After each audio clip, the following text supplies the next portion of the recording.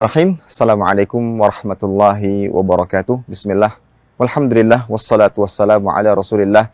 Wa ala alihi wa sahbihi wa man walah amma ba'd.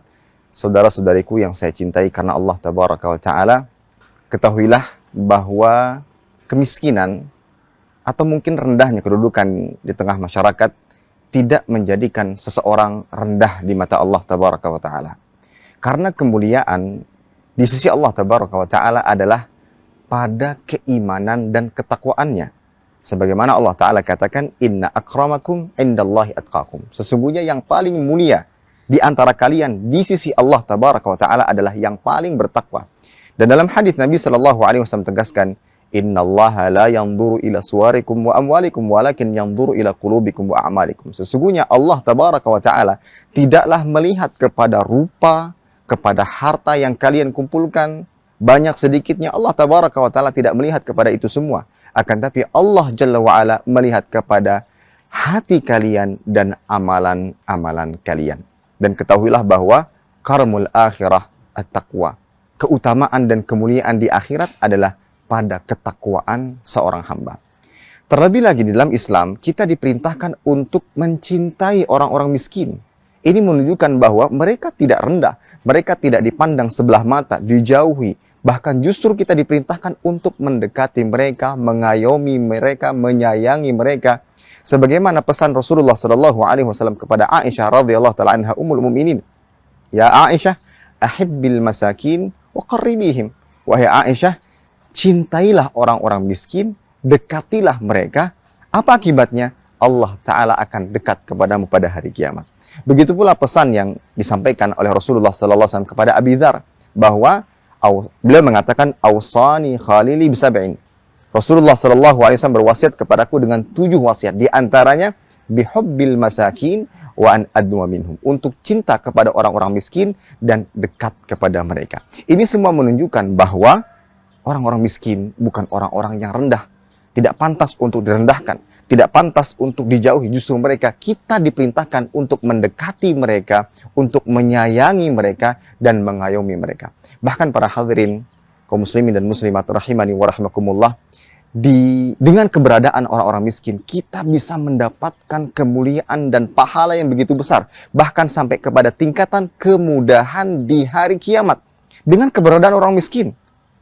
Yang pertama adalah, ketika seorang hamba membantu meringankan beban, membantu meringankan kesusahan orang-orang yang memiliki kebutuhan, maka Allah Ta'ala akan berikan kemudahan baginya pada hari kiamat.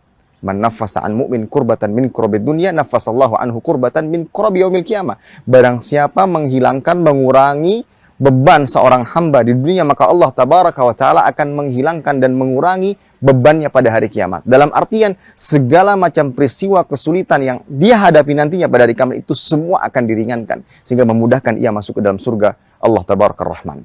Kemudian yang kedua, cinta kepada orang miskin itu landasan cinta kepada Allah.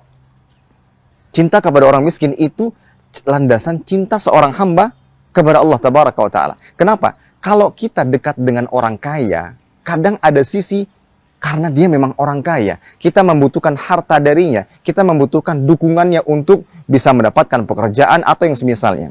Ada faktor-faktor lain yang bisa menjadikan seorang bukan karena Allah.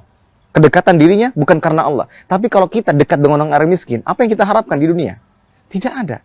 Ini menandakan bahwa ketika seorang hamba dekat dengan orang miskin, mengayomi orang miskin, ini menunjukkan bahwa ia dekat itu karena Allah. Karena memang kita diperintahkan, karena memang kita dianjurkan untuk senantiasa mengayomi orang-orang miskin. Tapi kalau kita dekat dengan orang kaya, bisa jadi karena kita ingin hartanya, kita ingin linknya, kita ingin segala macam kemudahan darinya. Tapi berbeda dengan dekat orang. Maka dekat dengan orang miskin ini sebagai landasan kecintaan seorang hamba karena Allah Subhanahu wa Ta'ala. Apalagi cinta karena Allah ini bisa menjadi penyempurna keimanan.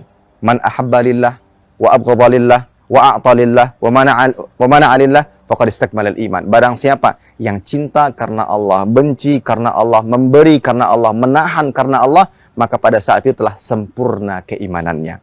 Kemudian yang ketiga, di antara keutamaan kita mengayomi orang-orang miskin, bahwa kita mendapatkan pahala jihad di jalan Allah Subhanahu wa Ta'ala. Allahu Akbar.